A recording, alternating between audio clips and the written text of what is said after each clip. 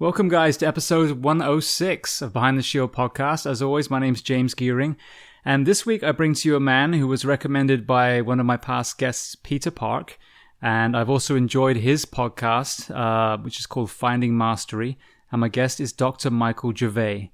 Now, Dr. Gervais is a renowned sports psychologist. He's worked with many of the world's top athletes, and I was fortunate enough to pick his brains and see how it pertains to the first responders, the soldiers of the world. So we delved into many topics. We talked about the psychology of fear, flow state, how that tribal teamwork affects the outcome in the sports world, and obviously how we can apply it to the first responder community, and just an array of other topics that really tested me and made me look at the way I think and my own self-talk. And I definitely walked away from this realizing that I've been doing some destructive thinking myself. And it really kind of renewed the way I look at the internal monologue. So I really enjoyed this. So as I always say, please go to the iTunes, rate the show, share the show. That's the biggest thing. Just share. Help this project get to everyone that needs to hear it, and just share and share and share. Find a episode that you love and send it to everyone you know. So with that being said, I introduce to you Dr. Michael Gervais. Enjoy.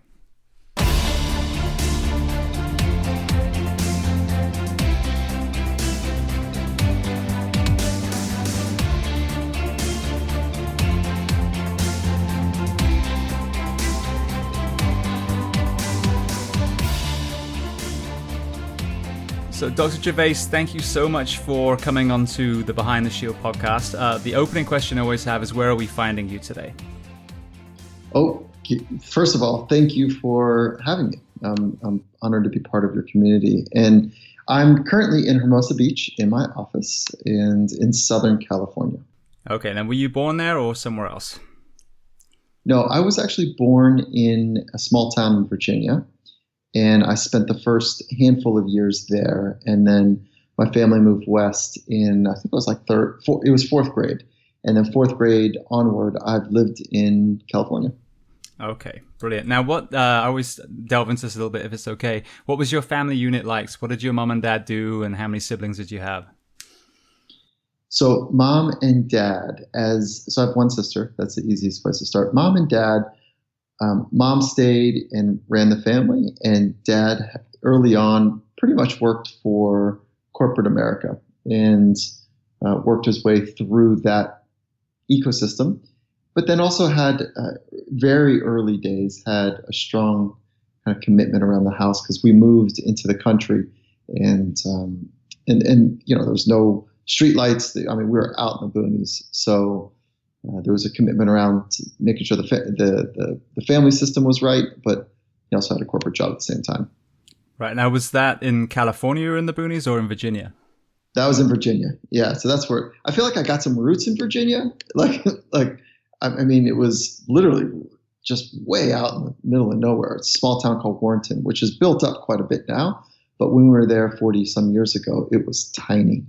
And then in California, he was becoming more successful in the corporate world. And so I organically saw that happen. Right. Okay. Well, I want to ask a question, because I had Sebastian Junger on twice now. And one of the things he writes about is the tribal mentality. And I love delving into that. And so I myself, I grew up on a farm in a somewhat small town as well. Did you find that you had that tribal, I don't know what the right word would be, that tribal element going on in Virginia? And did you find that you lost it when you went to suburban America in California? What we had in Virginia was a family unit with some sparse neighbors. And so, no, I didn't have a tribal thing there. It was a family unit first, but it was, we're a small family of four. And then my grandparents were not far down the road. So there's a little bit of extended family there. So no, not a tribal thing. And then I didn't have a tribal thing in early days growing up in California. And I think the first tribe I was ever part of was my community of friends in high school, when we were, our mutual interests were around surfing and getting better and progression. And so that was the first kind of tribal experience. And I loved it. I loved being part of it. A community where people know each other, supporting each other, challenging each other, ripping each other, like I just love that. And I just naturally kind of crave that community. And so it's not something I had early days, but high school, relatively early days, I guess you'd say. Okay, well, as a psychologist yourself, is that something that you've had any observations on as far as society in general? What do you mean? With regards to a tribal element being a positive experience, and some areas of our sociology, I guess you could say, missing that, especially with electronics, and maybe that being one of the underlying issues that we have. It's a good question, because we are social by nature, and social media is not necessarily helping that, but we are social beings. And I'm in an airport more than I'd like to be, and walking through the airport, you can see what's happening, like as a thin slice of the way that we're engaging. We hurry up to get somewhere to sit down, to look, to see what other people are doing. And our postures stoop, the whole thing. People are really in this funky little space. Instead of reading magazines or reading newspapers, we're reading and looking at images.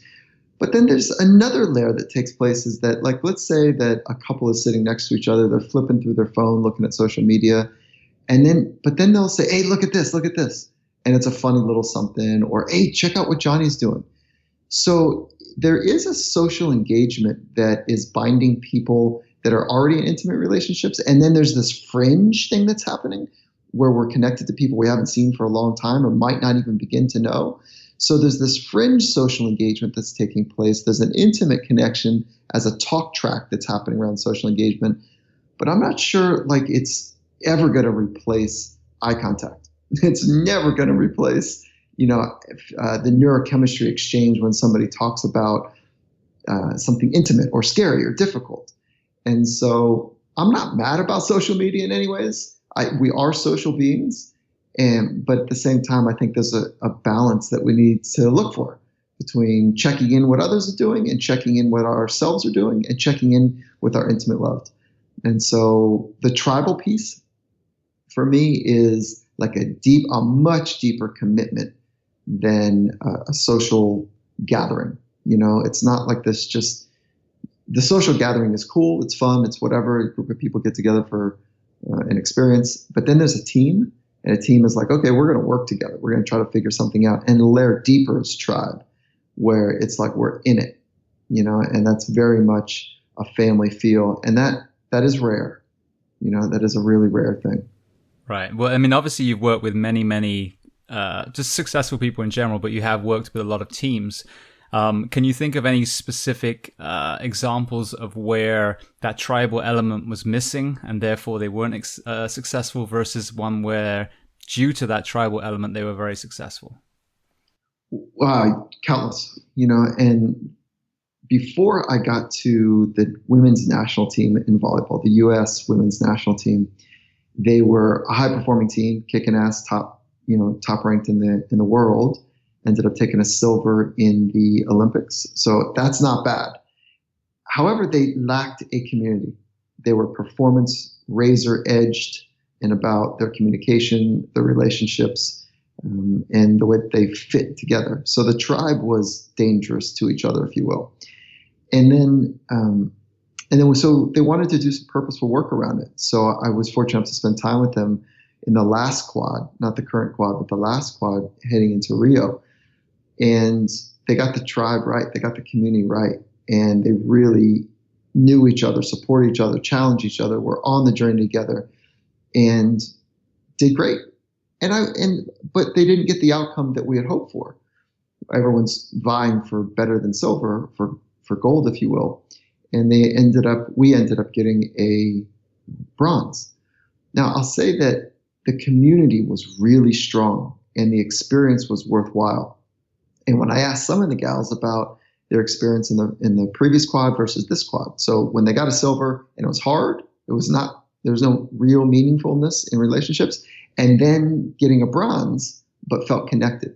And most of them, if not, I think there's just one that said otherwise, contrary to the statement, they said, oh yeah, this is way better. The 4 years was great. Yeah, I think we underperformed a little bit, but damn, like the 4 years was awesome. And I've got lifelong friends, and Like I learned so much about myself and how I work and others work in close-knit organizations. And I'm going to use this stuff in business later. So, and family raising, later. So, that's got a little bit of both in there. And I don't think it's ever as clean as if you have a tight tribal community that you're going to win a lot. I think that you give yourself a better chance to maximize the output, but it doesn't mean that the output's going to necessarily yield in results. So I hope that's not too complicated or windy in the thought. Yeah. So that's a pretty simple thought, I think. Brilliant. Well, because the reason I ask, and I'm so involved in this particular concept, is in a firehouse, obviously in a military unit as well. That tribal element is very important. If we're a cohesive unit, then we're going to effectively rescue or save whatever individual we've gone into to help. But if there is a breakdown in the tribal element just within the firehouse itself, whether it's cleaning or cooking, or people not talking to each other because they're on their phones or separate bedrooms, I see, just with my own eyes, a direct result when it comes to the fireground operations. So, I think there's a yearning in my profession to bring that tribal element back, that brotherhood that we talk about. So it's always interesting to go to the sports world and see that cause and effect of that cohesive team, and then the success, like you said, whether it's actually the medal they're looking for or just playing very well together and having a positive experience. Well, okay, so James, it's funny because you're looking to the sport team, and I don't think you're going to find it. I think what you guys have is way. What do I want to say? It's you're grounded in something that is deeper. And so saving lives is far deeper than winning trophies. And so I'm not sure you're going to find it in the sport world. We work our ass off to get to team, to go from group to team. And to get from team to tribe is rare. It's a rare space. And to do that, I think there's some extraordinary things that need to happen. One, the environment needs to be situated properly where people can really get to know each other. And it's not just about performance-driven outcomes. That is where I've learned so much from Coach Carroll up at the Seattle Seahawks, is the environment that he creates that is relationship-based. And that sets the stage for tribe. But we need to have like shared experiences that are hard and feel like it's as authentic as war, which it never will be. Never will be. It will never be as real as saving a human's life that you experience on a regular basis. So my regard for sure is for you guys that the pedestal's very high for you guys. So I'm not sure sport will get you there. Sport will get you on some practices that will help coalesce people, to get people to think in similar ways. But I'm not sure that it can ever replace what you guys naturally have. So I think you're better situated than we are, if that is a long way to say that short little phrase. Yeah, no, that's great. And it's interesting to hear that perspective, with the mirror faced the other way around. Well, I want to delve into that a little bit. So you spoke very positively of your experience with surfing. So does that tie into when you first became aware of the power of the mind in the sport performance world? Oh, yeah. So I was a young kid and super green, really just wanted to get better. And I had this natural inclination to get better, to put the work in, to be out in the ocean, to take, as many risks as I can, get myself scared every day, and, working actively to get fearful and fatigued. Like those are the two things I was looking for. But then as soon as the lights turned on and the judges were there and, family members were showing up and there was judging and there's quote unquote pressure, which is just a ridiculous thought as an adult now to me, that I just was a shell of myself. I didn't think right. I couldn't feel my body right. I was so tense and nervous that I couldn't do what I normally could do on a regular basis. And that's when I first felt that pain, that uncomfortableness led to a pain that I said, what is going on? It's not my surfing ability. It's the way that I think about myself. And that's when it started to snap into place, like, hey, how do I get better at this thing? Because I'm an anxious mess right now. Like, it was awful. And I think, Greg, you've probably been there too. I don't know. I would imagine that, James, you felt that. And, I don't know. Yes. That's where it started for me. Yeah. Okay, but you're in that mess point, because I can absolutely agree with that. And it's funny, I just had a conversation with a fellow fireman the other day, and what we see now is a fusion of the stresses and the fears and the exhaustion, emotionally and physically, that some of these men and women have, starting to intermingle with that anxiety, and then that creates a fear of doing tasks that before they would have been okay doing. So I really want to delve into that as we go along. But so what was it that you started changing to minimize that performance anxiety that you were having? Well, at the time, I didn't know what to do. So I just had the awareness that, oh, there's something here. And looking back, it's led me to this thought that there's only 3 things as humans we can train, maybe 4. But for right now, from a science standpoint, I'm going to say 3. You can train your craft, you can train your body, and you can train your mind. That's it.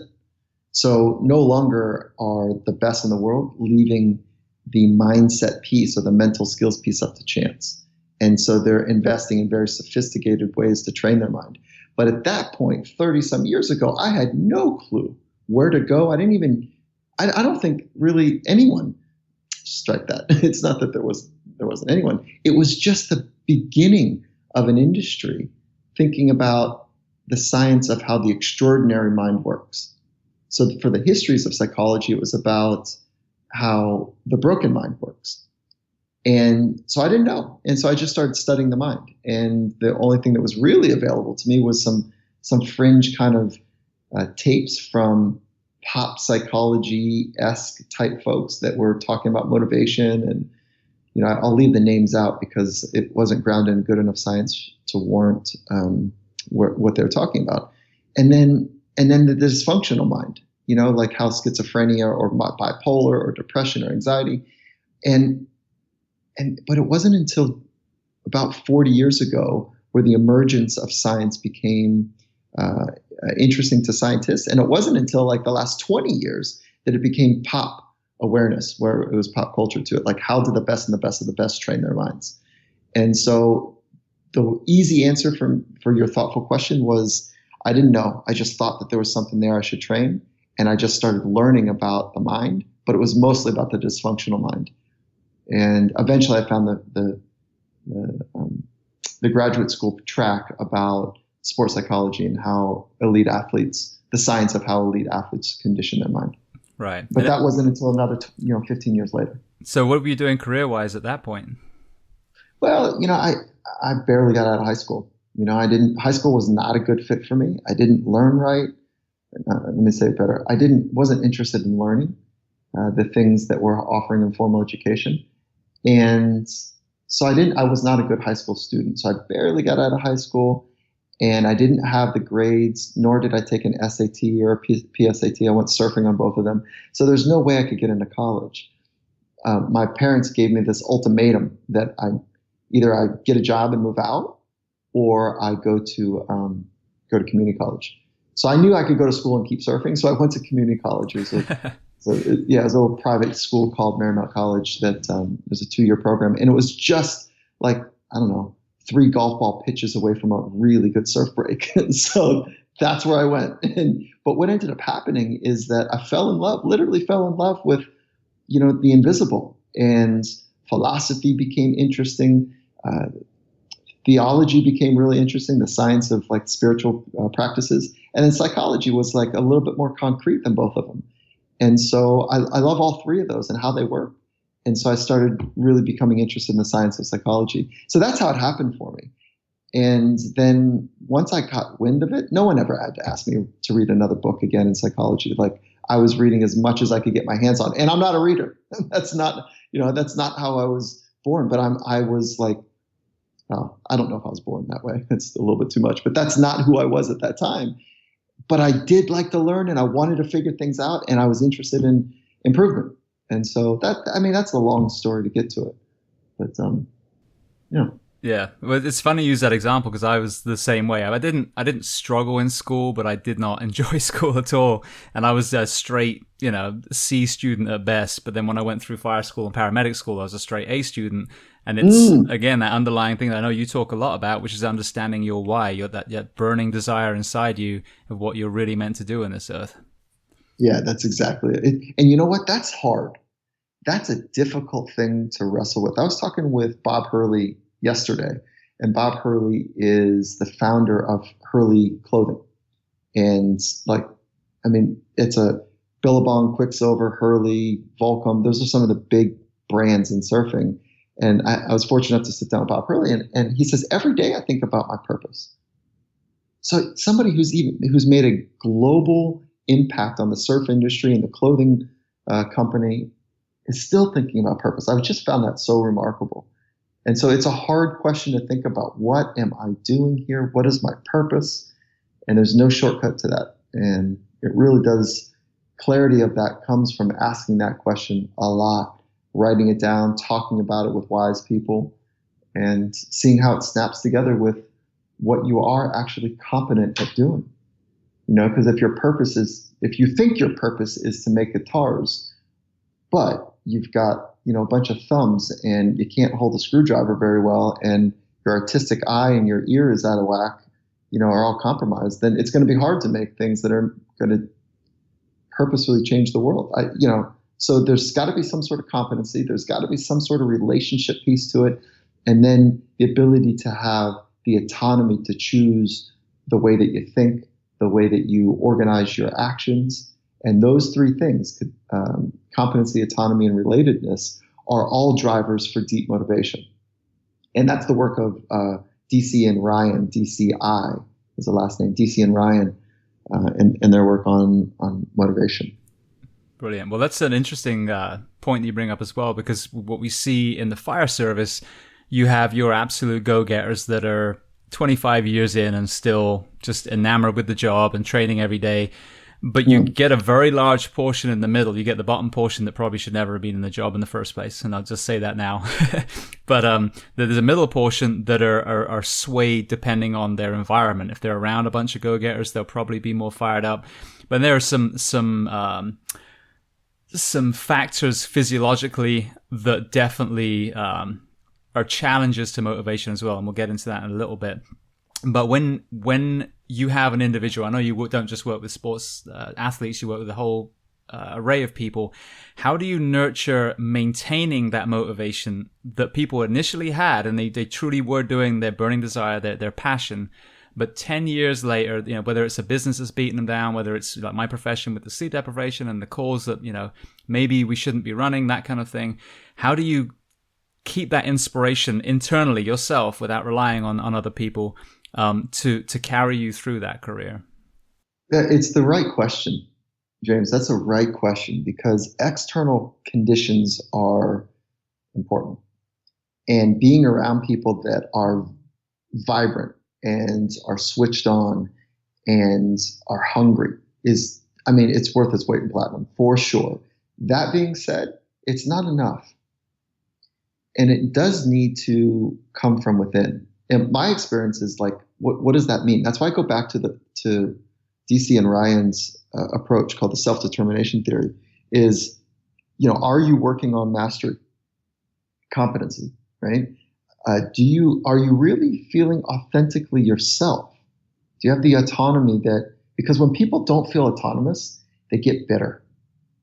When they feel like they're doing things that they should be doing for approval, or doing things that others think they should be doing for the job, people get bitter and they get pissed and they get anxious and they get, a bit overwhelmed about things. And if we don't have good relationships that are stimulating and are lined up to help us get better, it becomes really challenging to have that inner drive, that inner fire, if you will, stay flamed. And so I take a look at deep dive at those three, and then I take a look at fear and fatigue. And if I'm not recovering properly, it's nearly impossible to stay the course. So fear and fatigue are big deals, and managing those. So like really, taking care of your system, and the fear thing is also critical. So the fear piece is making sure that we are thinking properly about this moment and making sure that we're connected to this moment on a regular basis, rather than worrying about all the things that could go wrong. So those are the two things, or the five, I guess, if you will, that I think about a lot. The recovery, the sleep, is so important. I know that you just did a blog recently about that.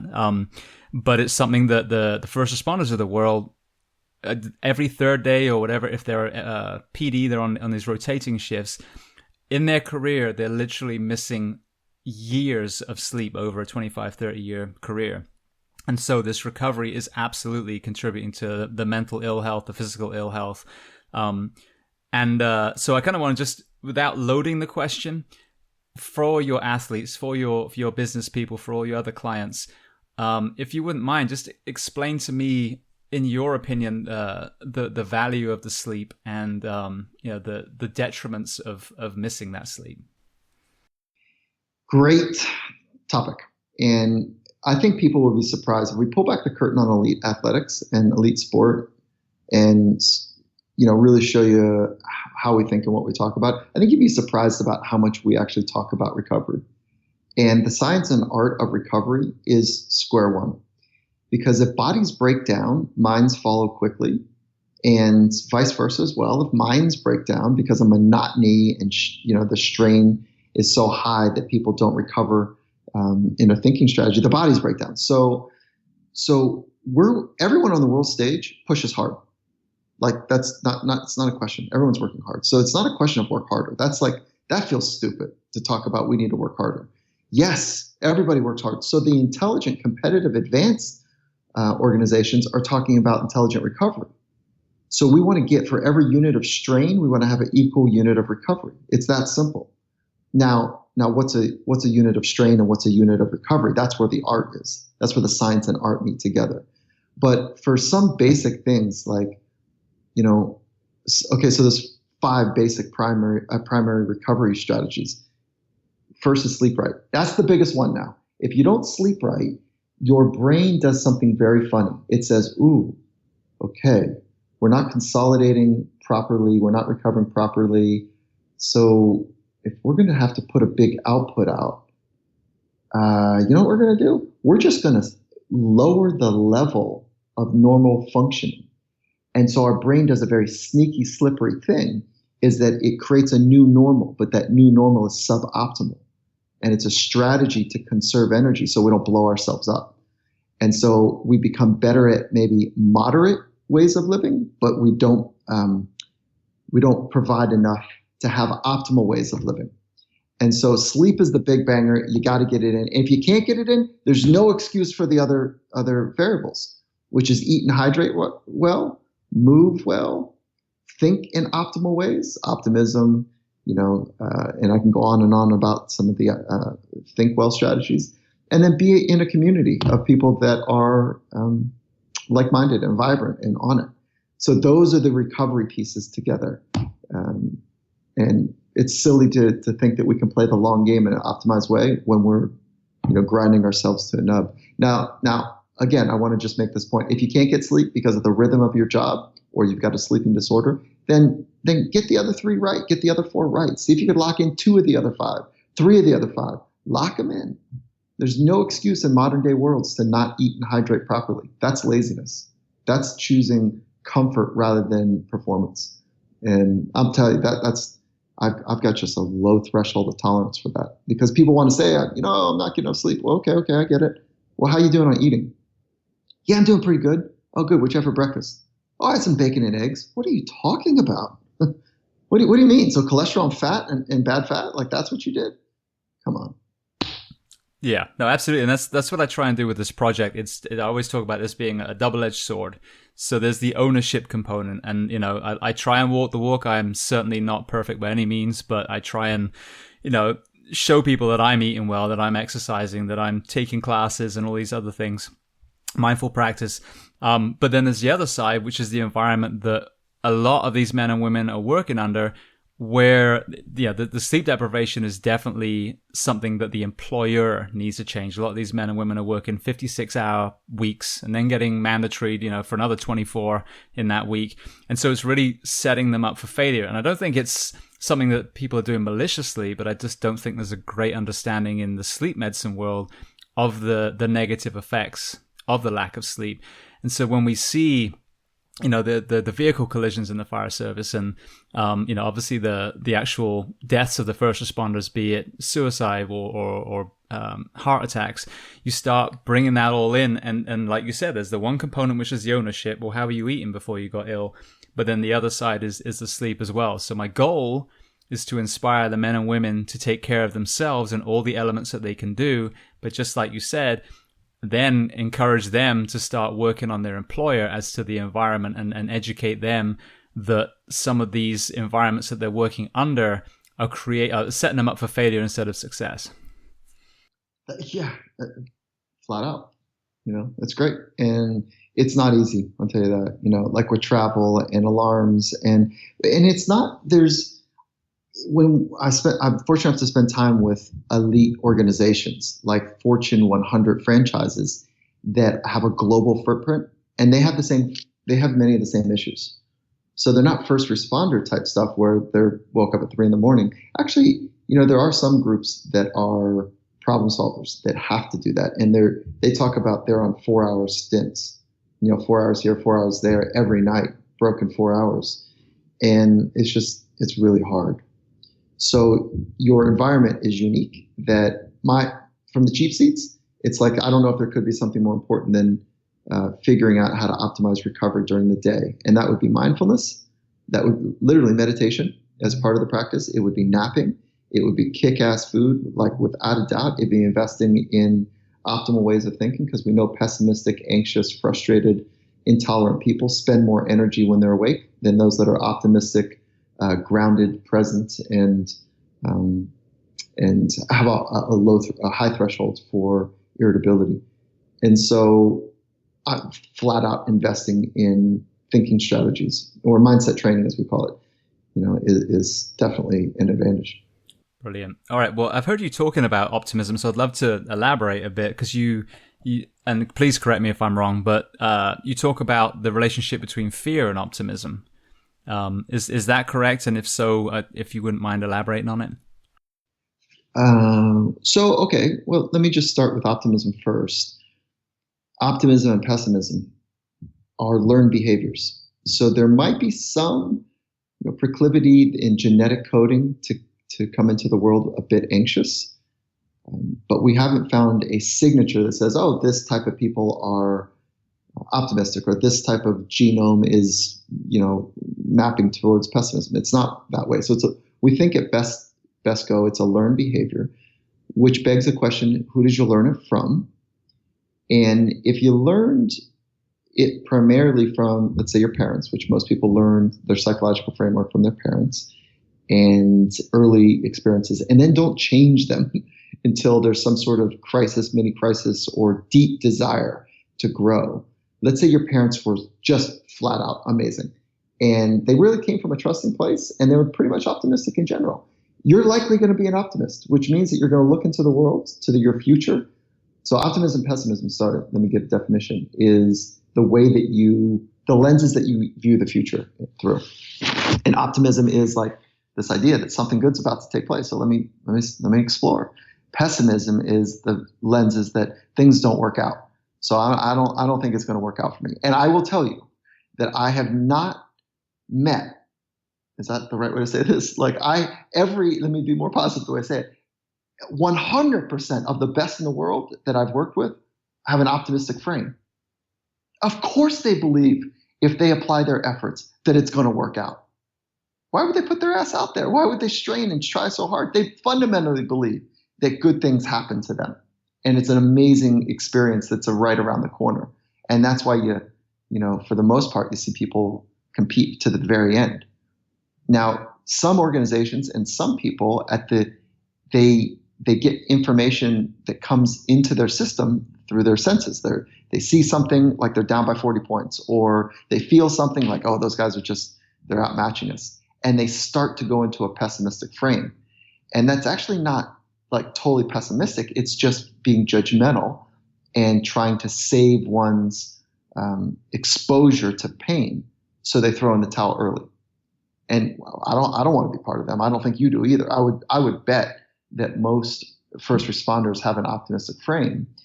But probably could use some benefit of sharpening that to make sure that the cynical nature that some organizations like to, to have, which is fun. There can be fun and sarcasm and cynicism, but it can become this kind of pervasive thing that chips away at a fundamental optimism. So again, let me go back to my point. Optimism and pessimism are learned. It begs the question, who did you learn it from?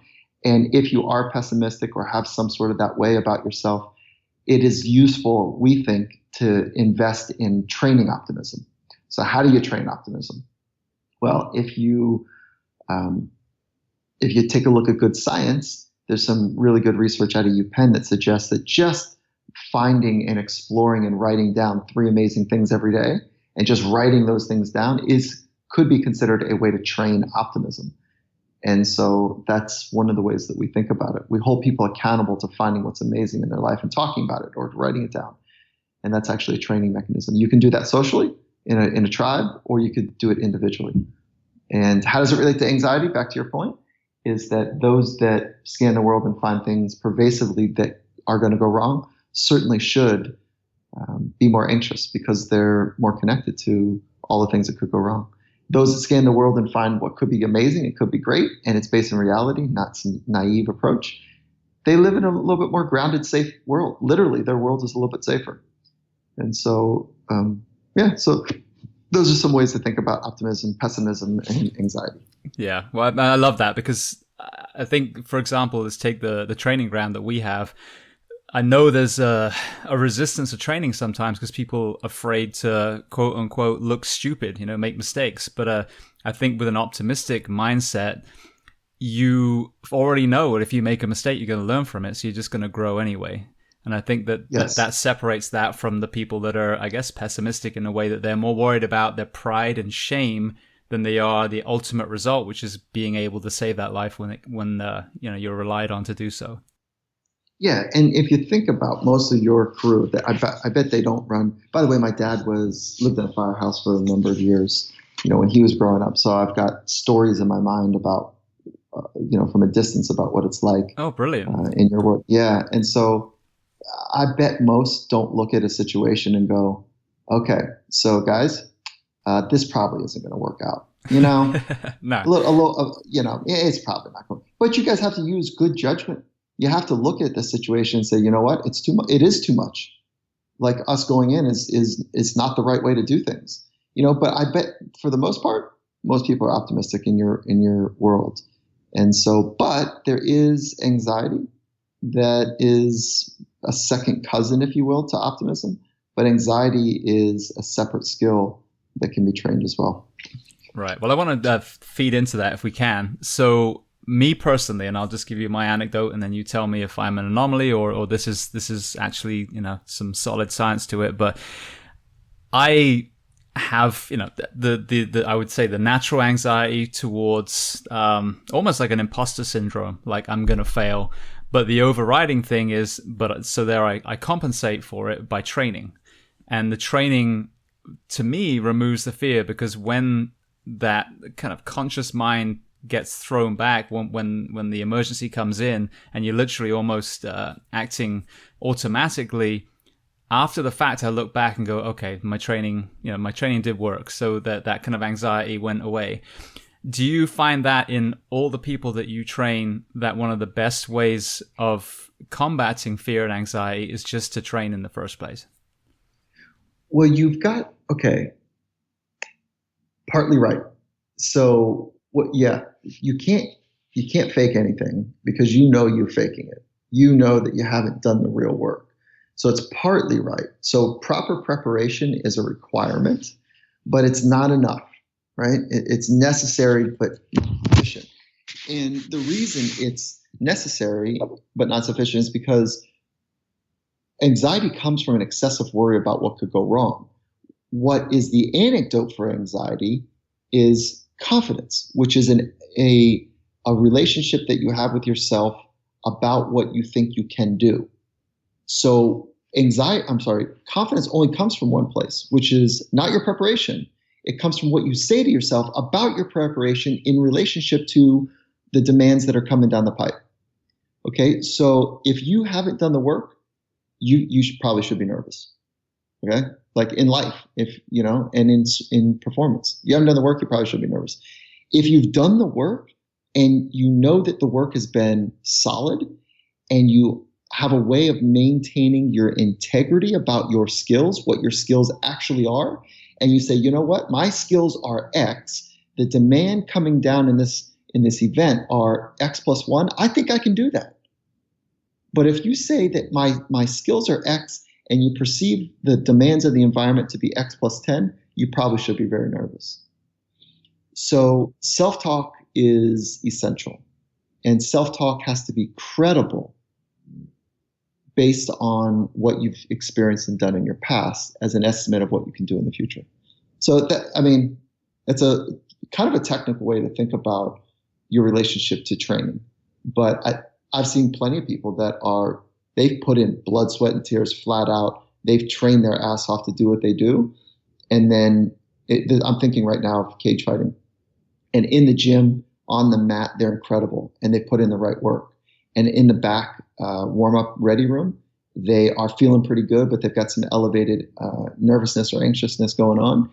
And then by the time they walk up the 5 steps to get into the cage, they've given themselves away. They've turned over and exposed their soft belly because of what they've been saying to themselves for the last 45 minutes to an hour and a half. And so the success alone, the preparation and even past success is not enough. You've got to really have that hardiness about yourself, that steeliness to say, bullshit, like I put in the work, let's go. I'm here to test my skills. And this is what I've decided to do with my life. This is what I've trained for. And I don't have all the answers. And because of that, I need to figure out how to love the unknown. And those that are anxious, they don't really love what they do. They don't really love it. What they love is relief. What they love is the escape that happens when it's over. And they feel good about it. And they love what the thing does for them. Not the actual grinding of figuring out, do I have skills? They're more afraid of what other people think of them than the actual love of being tested. And so, I say all this to you right now, and I know your community is going, what is he talking about? Because there's an old thought that I'm battling, and it's been, around for hundreds of years. Nervousness is okay. It means you care. No, that's wrong. That comes from a very unsophisticated place. That's not right. Your system should turn on. You should have an alarm phase that kicks on when something is important to you. Fight, flight, freeze, submission, or flow state are all options. And so, yes, your system should turn on. And knowing what to do with that arousal, switching on, adrenaline thing is what somebody who has mastery of self is all about. It does not mean nervousness. It means readiness. But if you don't know what to do with the internal activation and you feel your body, you say to yourself, oh shit, like maybe I'm not ready. Yeah, that's literally an untrained, undisciplined mind. And so I feel like I got to get off my little soapbox here. I get so animated because I've felt all the pain that so many people have felt. And I wish I knew what I know now that at age 15 and 25 even, it is not hard. It's not hard to train your mind. It's not. But we've got these old thinking patterns that, I don't know, they just slow us down. It's not some of our models, psychological framework models that have been passed down from our ancestors are not good for us.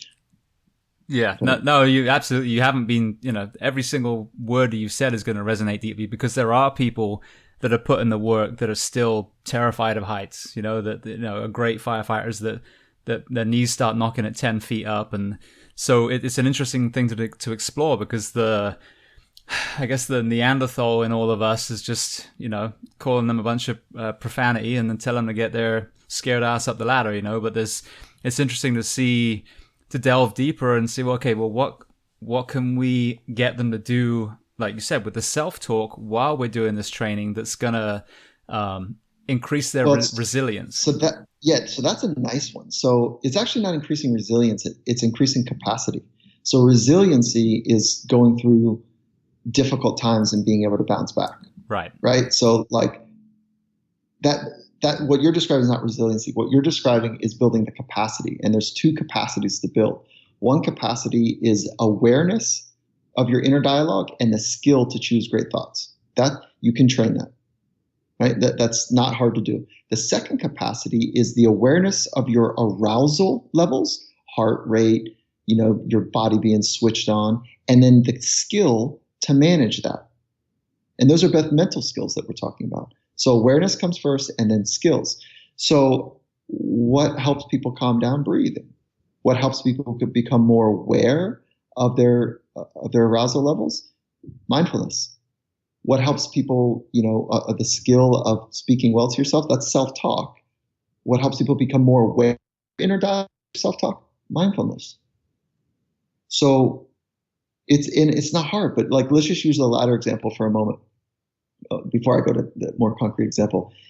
Good science would suggest anywhere between 8 minutes and 20 minutes, of investing in a mindfulness practice to create some real change. And if you do it once, you're not going to get much change. If you do it for a month, you'll get a little bit of change. You do it for 6 months, you'll see some stuff. You do it for 6 years, you're going to really notice a difference. And the whole game, before I get to the concreteness, is to go from training a skill to having a state, an optimized state more often. So from skill to state, and then from state, once we have an optimized state more often, it just might turn into an enduring trait where it becomes a signature strength of yours that's reliable and durable. And so from skill to state to trait is kind of the arc that we're looking for. And, I would encourage you to go down the path of using something super concrete about ladder climbing or heights, and do some searching on systematic desensitization. And it's a great evidence-based protocol about how to train somebody that has a fear response. If they get up to 5 steps, and that's where the knees start to shake, we'll get them to 4, teach them how to think properly, and then how to breathe properly. And they don't get to go to step 5 until they're calm. And they get to step 5 and their knees start to shake, right? And they're rattling. Okay, well, they need to think right and breathe right and be in that moment. And they can't go down or up until they master a sense of control on step 5. And then they can go down, or they can go to 6 and they start to rattle at 6. Same thing. They go back to the thinking strategies to optimize them, and the breathing to until they get calm. Systematic desensitization, great program, evidence-based, really clean. There's 4 or 5 steps prior to what I just described to you in that protocol, but it's really nice. Fantastic. Yeah, I think that'll be very helpful to a lot of people, because we challenge ourselves in so many ways. And obviously the PD side, those guys have the fact that someone's trying to kill them is the main thing. But for us, whether it's going down tight spaces, climbing through a collapsed building, going up an elevation, there's so many challenges to the nervous system that you really do have to get controlled. So if you're claustrophobic, or you're fear of heights, or you're scared of water, there's all these elements that we have to overcome. So I'm sure there'll be a lot of people listening to this that would really find that important. So thank you. So you touched on the state. I want to go all the way to the other side now, and I hear this phrase all the time, and I think I experienced it maybe a few times in emergencies, but one time as an athlete. I was a Taekwondo practitioner years ago, and I remember a specific fight where I could visualize exactly what the person was going to do before they did it, reacted accordingly, went from being, I think it was 8 points to 0 deficit to knocking this guy down, ended up winning the fight. And I'm assuming that was what they call a flow state. So would you mind educating me as to what a flow state is and how that applies in life in general? Sure. It's not complicated, as an experience, because you've already had it. And what it feels like to be at your very best. And there's a distortion of time that happens for most people. About 80% of people in flow state have a distortion of time, which is like, whoa, that was 45 minutes, or, oh my God, it felt like that, those 10 seconds felt like an hour. I felt like I could do anything I wanted inside those 10 seconds.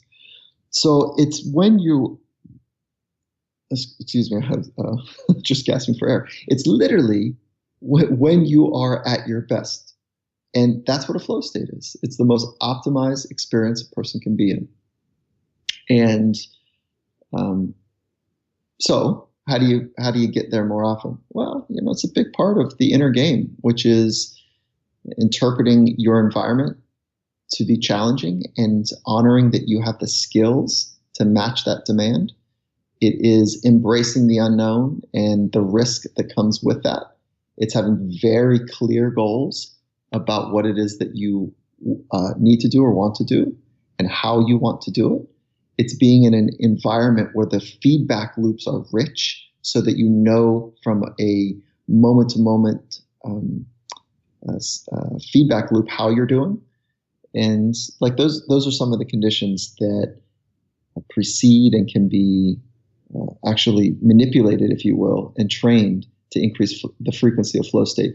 And good, again, I want to come back to mindfulness. There's a nice little piece of research that those that practice mindfulness have an increased frequency in flow state. And so mindfulness a la meditation is what most people call it, is a low threshold entry to threshold training. You don't even have to break a sweat. You just have to basically sit still or walk mindfully for 8 minutes, maybe 1 minute if that's all you can get in, but so it's relatively low threshold. All right. Well, that was a great segue into a big part that I wanted to ask about, which was mindful practice. I've been exposed to it a little bit through Rodney Yee, the yoga guru, and then Headspace, the app. And I can say right now, I have experienced great benefits. I've fallen off the wagon myself. I'll be the first to admit it. And I'm trying to get myself back on there. So how do you take the average person and basically, what would be the first few steps to lead them into finding the right mindful practice for them, and then as you kind of touched on before, what volume of mindful practice they should try and aspire to get? Well, I think that there's so many types of mindfulness. There's no science that would say for this type of person, this is the right duration and this is the right type. So we're too early in the science there. But what I would suggest people do is maybe just do a quick little investigation on why you're curious about mindfulness. Like, what is it that you're looking for? And so just be clear about like the purpose of why you want to train it. Is it for recovery? That's good. But the real main focus is to increase your awareness so you become more aware of your thoughts, emotions, your body sensations, the environment around you, so that you can adjust and pivot in a more authentic, optimized way. And that's like the first pillar. And the second pillar is to reveal the wisdom, the true nature of things about yourself and about the world. Like that, those are the two big pillars of mindfulness. The gold dust in modern times is relaxation, but that's just the gold dust. So I think it's important to go like really get really clear, like what are you looking for? Why are you doing it? And if you're doing it because, somebody told you to do it, that's not right. And if you're doing it because, if one of your community members are doing it because they respect you, that's not quite right. It's good, but it's not going to last. And so getting crisp on that is the first thing. And then there's two types of mindfulness. There's single point and then contemplative. Single point is just as simple as focusing on one thing for an extended period of time. And then your mind wanders and you gently bring it back. That's it. And contemplative, let's put a pin in that one. It's a little bit more complicated. And I would suggest starting with single point, starting with focusing on breathing. And the reason I like breathing as opposed to anything that you could focus your mind on is that until you die, your breathing is always available to you. And so I would start there. And then I could go one level kind of deeper. And there's lots of ways to think about breathing training. And there's some relatively new science around it, but there's been some ancient traditions for a while. But even as far as 20 years ago, people were saying, hey, listen, somewhere between 5 and 6 breaths a minute is going to impact people's heart rate variability and their responses to stress. And if you think about that, if we're looking at somewhere between 5 and 6 breaths per minute, and we've got 60 seconds in a minute, that means each breath is somewhere between 10 and 12 seconds. And so then if I could add one more layer to this, if you focused on a breath up for 8, up for 4 and out for 6, that's cool. Maybe you want to extend it a little bit longer and go up for 8 and out for 12. You can get around the four breaths per minute, somewhere in that range. Or you want to do box breathing and you go, up for 3, out for 3. Up for 3, hold for 3, out for 3, pause for 3 at the bottom. Somewhere in that range. So I would I can't give you too much because I don't want to overwhelm folks, but at the same time, it's like just focus on making your exhale longer than your inhale. That's it. Like make your exhale longer than your inhale, and focus on that as if a loved one's life depended on you getting it right. That would be the right type of way to do it.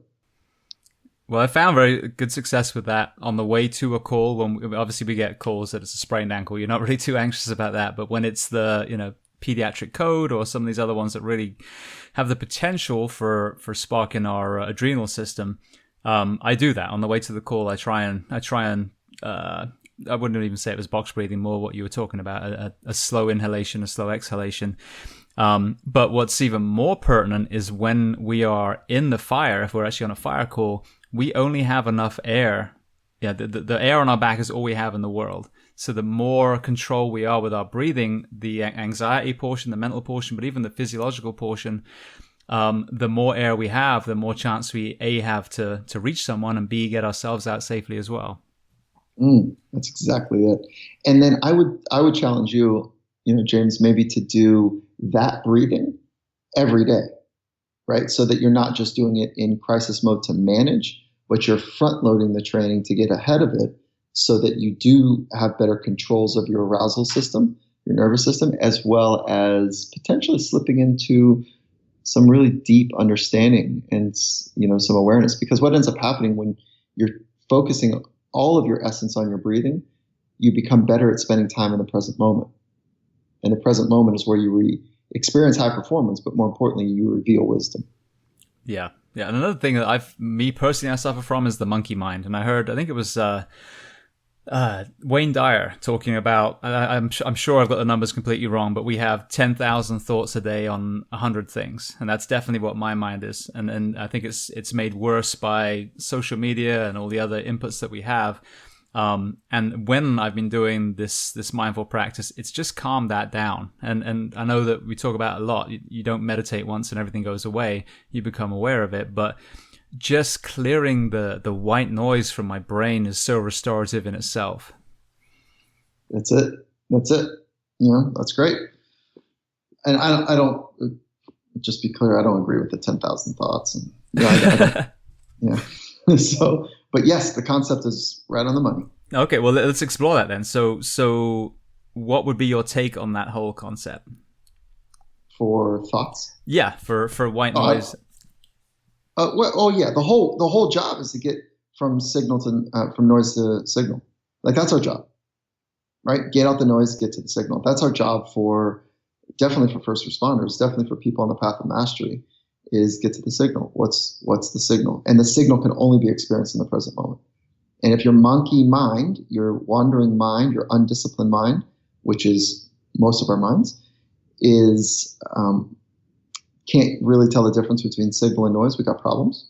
And if it's undisciplined and connected to the noise, we got problems. And so how do you get better at it is training your mind to be in the present moment more often. That's where mindfulness is such an advantage for performance. Let alone, I don't know, James, if you know a wise man or woman, like a true wise woman or true wise man. But please. I was going to say, what would be a stereotypically wise person? No. And they're rare because most people are more interested in performance and looking good than like wisdom. And so like wisdom, when people have wisdom, they just don't get rattled. It's it's wonderful. It's not crazy. It's wonderful. They understand the fragility of now because they've explored the depths of death. And they're like, yeah, okay, well, now's all we get. How are we going to do now? Oh, poor thing. You're going to be nervous about now? Nothing's really even happening right now. It's just a conversation. Like, oh, okay, so you're in your truck heading to the call. Well, okay, good. So this is really important. I hope that you'll be your very best because people are counting on you. It's just wisdom is different, and it's awesome. And do you think they achieve that through mindful practice and just controlling their own thoughts? Awareness, spending more time in the present moment, thinking about things deeply, whether that's writing or in conversation or mindfulness. Those are the three ways I think that wisdom is revealed. And through inspired conversations, writing some shit down that's deep, and then, listening, and when the challenge when you write things down is it forces you to choose some words. It doesn't mean it's any good, but there's a practice there too. Yeah. Well, it's funny you mentioned earlier about the study of writing down 3 things that you're grateful for or optimistic. I have the 5-minute journal, which I'm sure is spawned from that study in some way. And again, it just forces you to be gracious in the morning, have gratitude, and then to do the same thing before you go to bed and try and unload some of that mental baggage. That's it. Nice work. All right. Well, talking about that, so I listened to you on the Ultimate Health podcast. They had you on as a guest, and you talked about the 60-second waking practice, and I'd love to get that on recording for this too. So I'll elaborate a little bit. Are there, including that and other things that you would recommend people do on a daily basis to try and start steering themselves towards mastery of themselves? Well, I think this is too small. It's a beginnings. It's cool and it's a beginnings. Could be wonderful.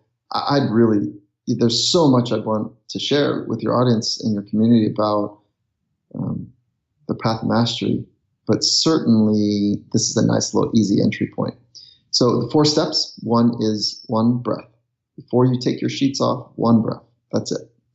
And if you want to do 2, nice. If you want to do more than that, great, no problems. But 1 full breath where the exhale is longer than the inhale. And that comes before you check Instagram, Twitter, or even have thoughts about all the busyness and things you need to get done today. Just 1 deep inhale and exhale. Then step 2 is 1 thought of gratitude. Just wake up that part of your brain and your mind to focus on what's good and what you're grateful for. And we have a thought that gratitude precedes joy and happiness. And so that's just kind of priming the right structures in your brain. And if you want to have more than 1 thought, again, great. That's totally cool. And then step 3 is 1 intention. And that's a fancy word for how do you want to be today? And if you can be really crisp, like when I get to when I get to the office, or when I see the guys or the team or whatever, that you say, how do I want to do that? And it's just a quick little frame. And then, so those are 3 steps. And then the last is take your sheets off, put your feet on the ground, and just be where your feet are. And that one can get corny. So beware, and it can kick up some ideas like, what am I doing? Oh, wait, that's right. Just be where my feet is. Wait, this is weird. Why am I doing this? God, look at that. I really am hard on myself. I can't even quiet my mind and be where my feet are. Okay, let me start. Okay, let me just feel my feet on the ground. What am I doing? That's the experience that happens on that last one. So it's just a nice little moment to check into the quality of your mind. Can you just be where your feet are? So those are 4 steps, and it's not check the box, it's be in it. Do each one of those with all of your essence and might. And that's the way to I think, a great way to start the day. All right. Well, you said that before about reaching out to the audience. So I would love it if you're okay, if you have the ability to do it in a time frame that suits you. You have the men and women now listening that truly want to find mastery. So we've been talking about some of these kind of piecemeal topics that I've been throwing at you. But myself, for example, my goal as a firefighter, as a medic, is to be the best damn firefighter and medic I can be. And again, it's not a competition. It's funny when people call themselves the best firefighter in the world, or I've seen it before. The goal is to be the best version of ourselves. So kind of what general guidelines would you give for anyone in a career that's listening to start pursuing mastery in their own field? It's really cool. Thank you for the opportunity to talk about it. First, I would go back to making sure that what you're investing your time and energy in is purposeful to you. So lining up some purpose. And that really begins with the philosophy. And having a great clarity about the guiding principles in your life is a foundational point. Like, what are the principles that are going to help you shape your thoughts, your words, and your actions? And then the second part is like, where are you going? You know, like, who are you and where are you going is a big part of the early work. And then ridiculously investing in mastering your craft and mastering your mind. And both of those are daily practice. And it is uncommon. So it requires an uncommon commitment to both of those. And it's not knowledge acquisition. It's not how you train your mind. It's not how you train your craft. Knowing more is not enough. It is applying and training your craft in new ways, being open to iterating in new ways. And at the same way with the mind is conditioning and training your mind. Do you have the skills, the mental skills to be calm, to generate confidence in any environment, to focus deeply in the present moment in any condition, whether it was at one time boring or one time overwhelming? Do you know how to trust yourself in rugged and hostile environments? You know, optimism certainly is what we've talked about it. And do you have the skill to focus your mind on what's in your control, as opposed to all the noise of what's not in your control? Those are some basic ones. And then rinse and repeat. You know, I don't want to say that. No two moments are alike, no 2 days are alike, but literally doing a second version of that the following day and recovering in a world-class process. So I know I've just said a lot, but from a mental standpoint, philosophy, vision, mental skills, psychological framework, the optimism control piece, and then recovering in a world-class way. So that's where I would suggest people start. And if you want more of that, you probably do need to do some reading around it. But, I love that you were listening to some of the podcasts we've been doing. So I love talking about this stuff. Sometimes I get into the weeds. Sometimes it's more conceptual. And we fired up a podcast that's been awesome called Finding Mastery. And that, this is exactly what we talk about as well on a regular basis. So there's some of that to be found there as well. Brilliant. Well, I want to talk about the podcast a little bit more in a moment, but the Compete to Create, is that something that people can now go to the website and actually work on building these skills themselves? Well, Compete to Create is the business that Coach Carroll, the head coach of the Seattle Seahawks, and I have created, taking his intellectual property, my intellectual property, wrapping it together and creating an experience on how enterprise organizations can enhance their culture and train the minds of people inside of it. And it's wonderful, but it's for enterprise folks, enterprise businesses, top 100 companies. That was where we started. And now we're just getting to being able to roll that out to the rest of us. And we're excited.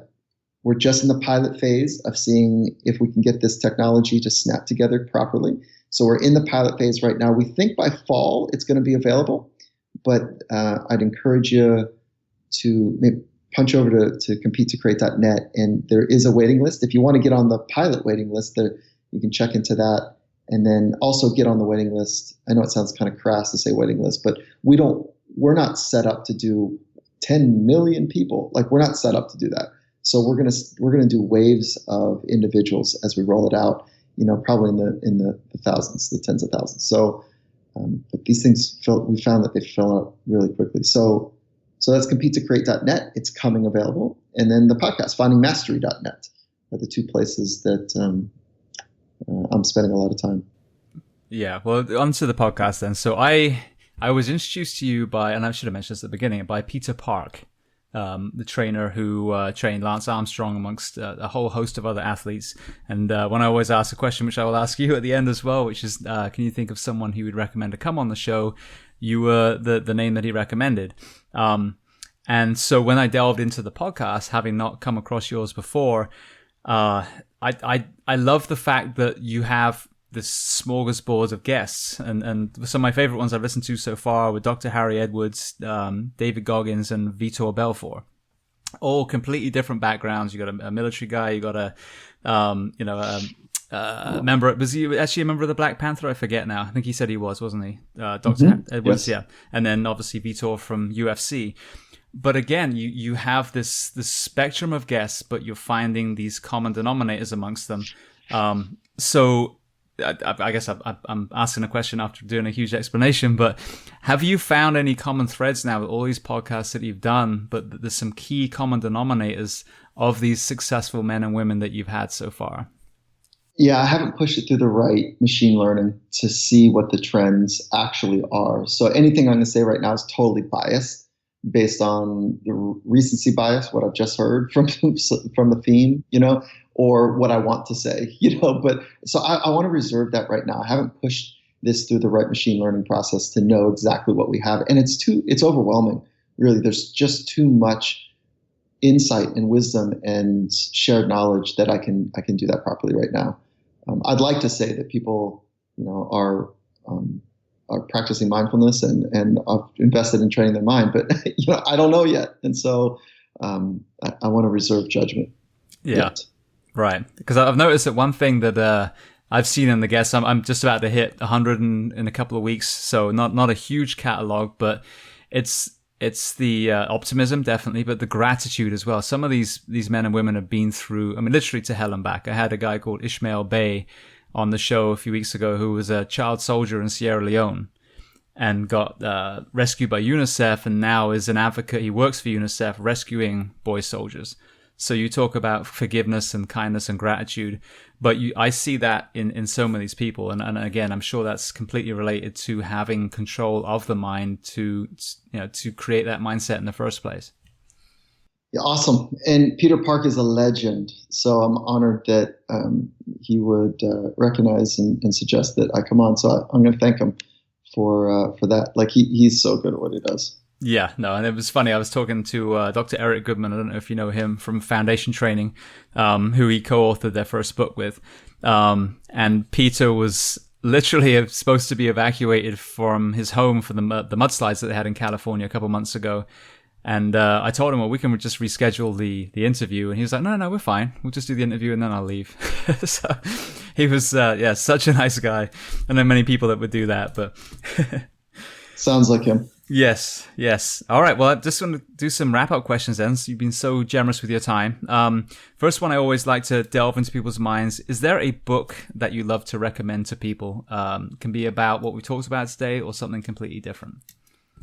Yeah, I think that if you've got a spiritual framework, reinvest in that book. It's whatever that spiritual framework is, I think is important to investigate. And then I'd say go check out one of the other important spiritual framework texts.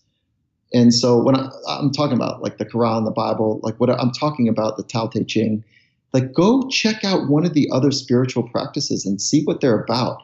The most influential books in the world are the spiritual texts. So why are we always looking for the next hot thing off the shelf? I don't get that.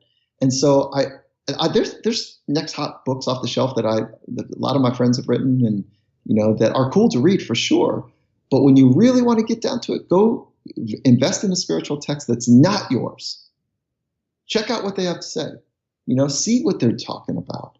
And it doesn't mean that you're going to go to hell or what. There's the old ways of thinking. Like, go look. And I love the Tao Te Ching. I think it's amazingly complicated and beautiful, which is the inspired text for Taoism. So are you suggesting that people prior to our generation had wisdom too? Yeah, and I'm wondering about our modern day wisdoms. Yes. I have the same observation. All right, so the other, next thing then, is there a movie and or a documentary that you love? I'm not great at this game. It's like I scan my mind, my memory, and all that comes up really are the ones that I've just recently watched. So I'm not the right person to answer that. I'm going to say Star Wars because it was influential when I was a kid, and I love what they've done with the hero's journey in those books. But just about every Pixar movie has done a great job with the hero's journey as well. So I'm just not really good at that. No, that's fine. That's a great answer. All right, so the one I mentioned before, is there a person that you would recommend to come on this show to talk to the first responders and soldiers of the world? Is there a person?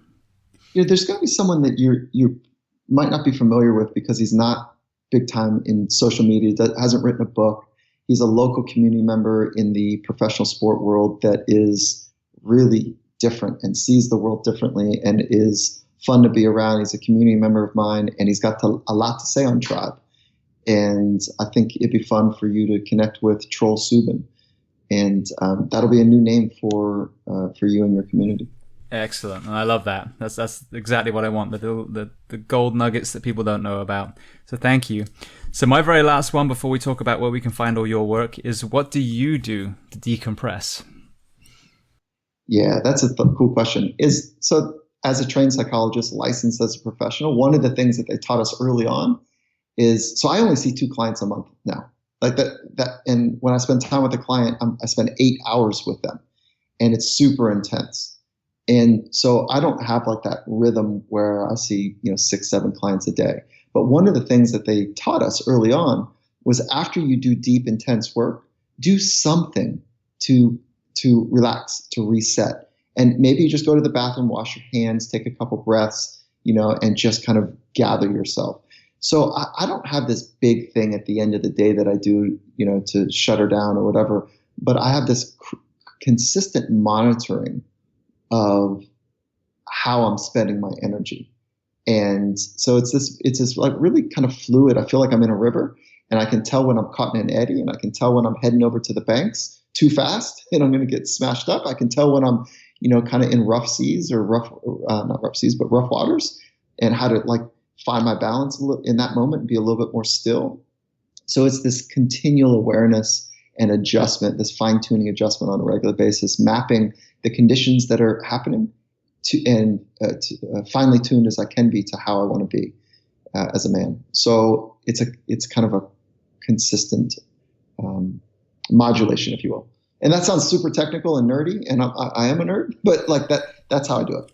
No, I love that. That's actually very different than most of the answers I get, but it totally lines up with what we've been talking about. If you're totally in the moment, then that's when you would start fixing imbalances that you're aware of. Absolutely. Okay, so the very last one then. So you have a book as well, Finding Mastery, and I apologize for not mentioning that earlier. So where can people find your book, and then the websites that you have your work on, and if there's one main one that everything tethers off? Yeah, cool. Thank you for that. The book is actually not in print yet. So you've heard about the book because I've talked about it, but I'm premature. It's written, and we're just shopping it right now to the right places. And so we think fall, like we're going to try to time it up in the fall with the release of our open platform, mindset training platform. So it's not available yet. That's why you didn't know about it. Okay, great. I feel better. Yeah, no worries on that. So I've talked about it, but it's not out yet. And so so the 2 places, the websites, social media is great. I'm loving it. I'm having a good time with it. And so Instagram is Finding Mastery. Twitter is at Michael Gervais, Gervais. LinkedIn is the same.